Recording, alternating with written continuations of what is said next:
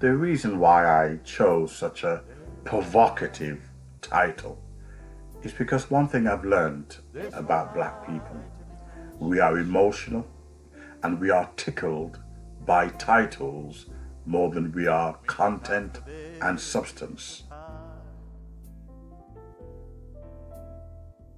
I'm the bottomless pit. My head. Some of us will even just look at the title and give it a thumbs up or thumbs down without even listening to the content. Okay? Sadly, this is one of the negative traits of black people. Okay? Maybe that's the reason why we refuse to read. It's too much hard work. However, talking about hard work, I remember, go back quite a long time ago, and I think it was me, Dollars, Mercs, M3, about 5 of us, 5 black guys, okay, and we were sitting.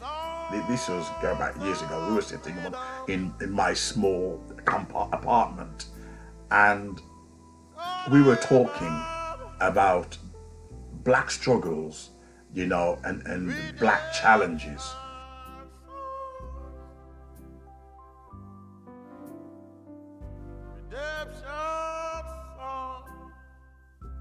But what's interesting was that we weren't talking about racism. We were talking about black and black crimes, black and black killings, etc.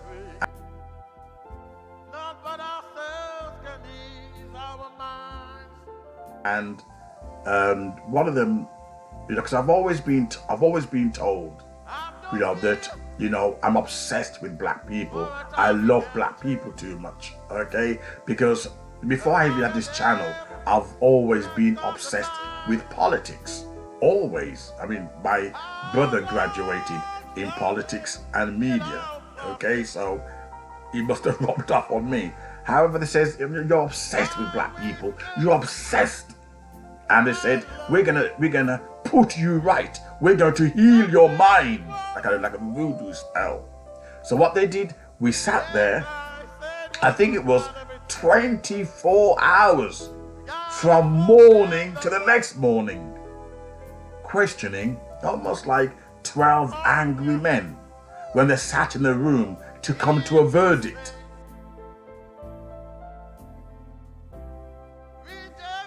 And they couldn't agree because one guy held out. And I was that one guy who held out.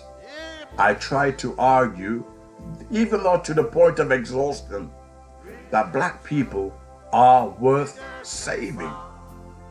And Mercs and Dollars, etc., were saying, they were bringing across arguments. Say, look at the state of black people now. Look how much we hate one another. Don't support black business. Look at us.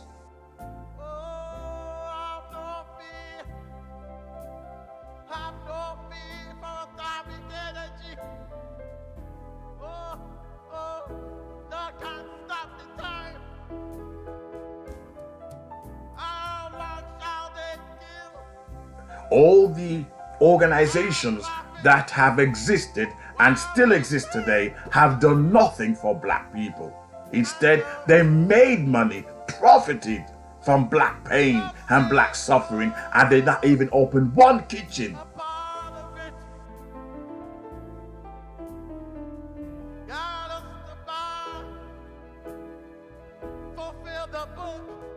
Some of them are mentioning names. Nation of Islam. Look how many deaths has happened to black people you've never ever seen.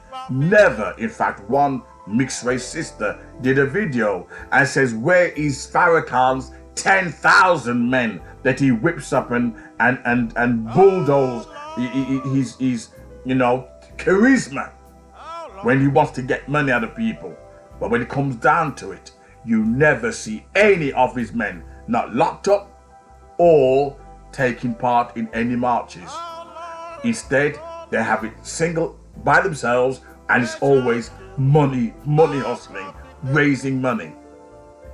So we were discussing everything, everything. Black organizations that have done nothing for the black struggle. Okay, obviously Obama wasn't in the picture yet. But if you look at Obama and Kamala Harris, freedom song, won't you? Won't you?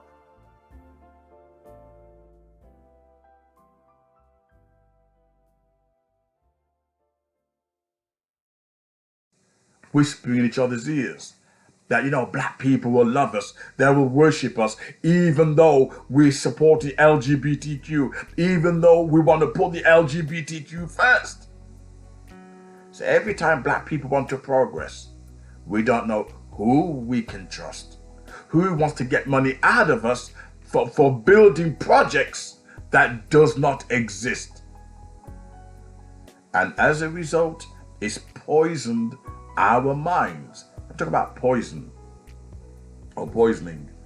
I just come out of hospital, okay, and my organs were in a bad state. I love to drink. I was alcoholic, okay, and my appendix, packed up. So I had poison in my body, poison. If that poison wasn't spotted, I would have been dead, okay? Toxins was running through my body, almost killing me. My body became garbage. Little like the black community, the toxin and the garbage, in the end, it will kill us.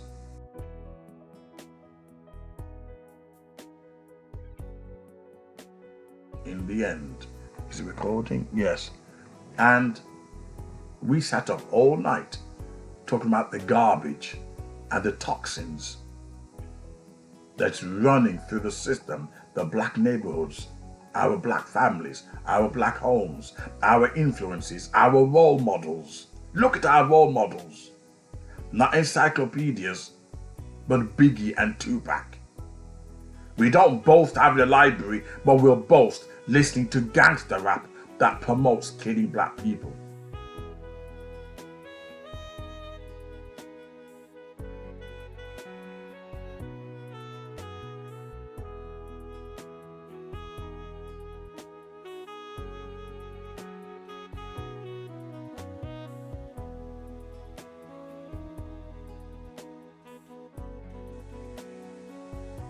And they sat me down, almost like a voodoo ritual, where they put the cloth on your head trying to sound you out. Say, look, forget black people, forget them. Focus on your music, focus on yourself. Forget black people. And for 24 hours, like a voodoo circle, run around in circle, telling me, trying to heal me, from loving black people.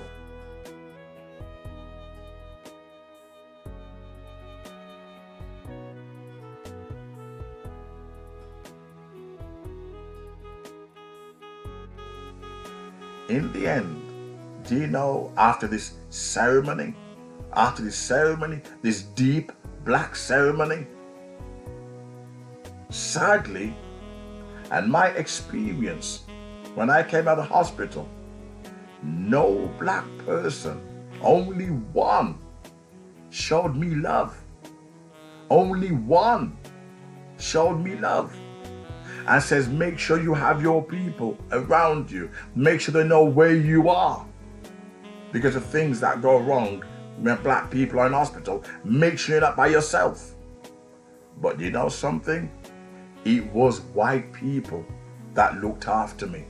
White people. My white student said to me, look, I know you're struggling at the moment. You've been ill, you've had COVID, you've hardly been teaching. And he gave me money for that lesson, which he didn't attend because obviously I couldn't teach. White students telling me, look, if you want anything, just give me a call. No black person, not one, only white people. This channel exposes racism. And you know something? Sometime in life has a strange thing of waking you up who your enemies are, and you will never know until you're at death's door who you can trust. You will never know until you're looking death in the face. And the people who I thought would be there for me sold me out.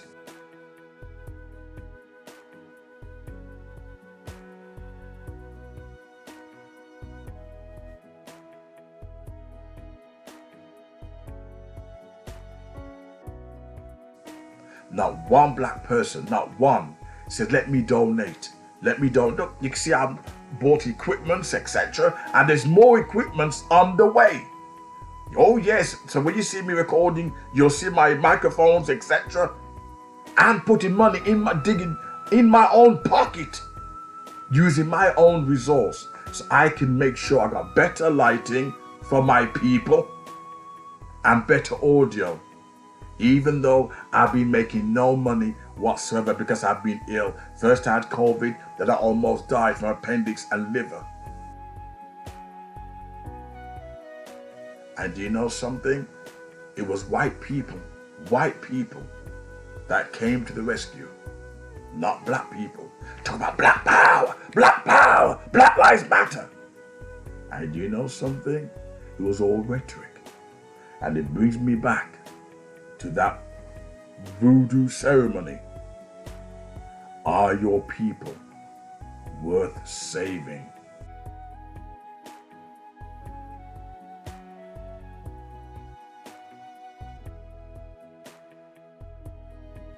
Are they worth dying for? Are they going to give you high blood pressure? And with all that, playing a game with you? They will never support black business, but they'll support the enemy, quote unquote. They'll support the white devil, quote unquote, but they'll work you up, keep you in the gutter, keep you poor, while talking a black talk and give you religion. They'll give you religion. But you know something? Things that matter, they will not give you. It woke me up good and strong. Here's me attacking white people. I'm a very fair person. In my videos, I always stated there are beautiful white people out there. I've always stated that, and my regular subscribers can validate that. I've always said there's beautiful white angels out there. I'm not gonna sit here and lie just because it's a black channel. I've come across beautiful white people, and I've always said that, and it's very strange. When I'm close to death, it was beautiful white people that was there for me, not black people. They were ready, just like slavery, to sell me out.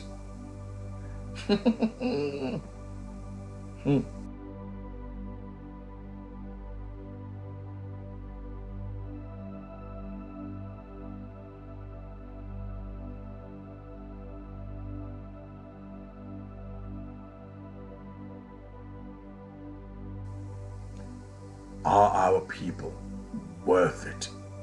They'll give you high blood pressure, con you, steal from you. There's one guy who, I already mentioned this already, he was going to raise money in Africa. For a school for black boys. And you know, by the time of research, I found that, I'm not saying that you can't live in the ghetto, right, and do good things. But this guy is supposed to have numerous businesses, right? He has some kind of work with the police, some project work, I'm not sure, social work or something, work with the courts. If he's living in some kind of projects, it means he's bad with finances and he's bad with money. That he wants to get money from black people. I think it was 2 or 4 grand each from black people for a dodgy project that he was going to have in Africa. This is how we treat each other. And you know something? There's no project in no Africa.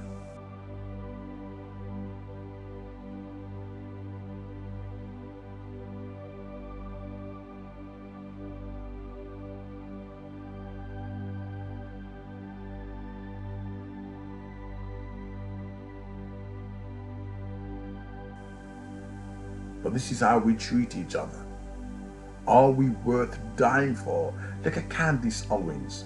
I've got to make further videos what I've discovered about Candace Owens and Andrew Tate.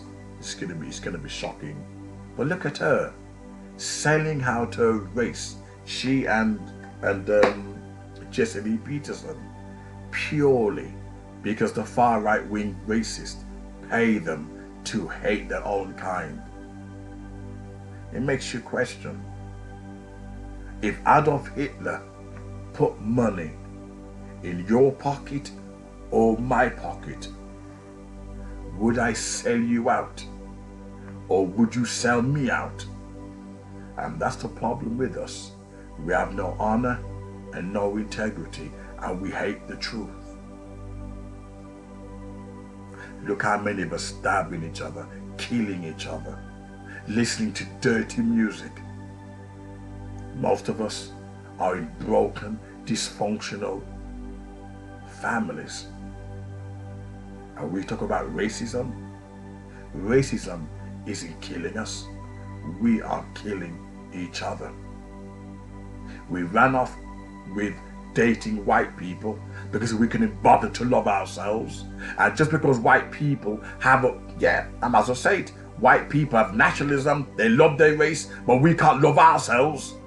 So we hating white people because we want them to come and worship us so we can worship them. But we can't worship each other. Toxic and dangerous. Is it time that we throw out the garbage and forget black consciousness, forget black unity?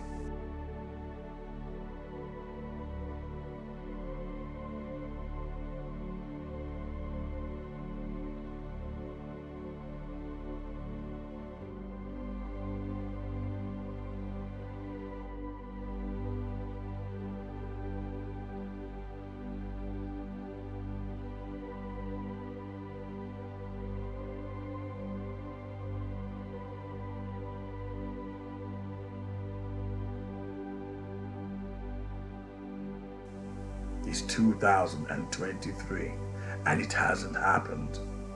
Farrakhan is how old is he now? In his 90s? He'll be dead soon. A few more Christmases and he's gone.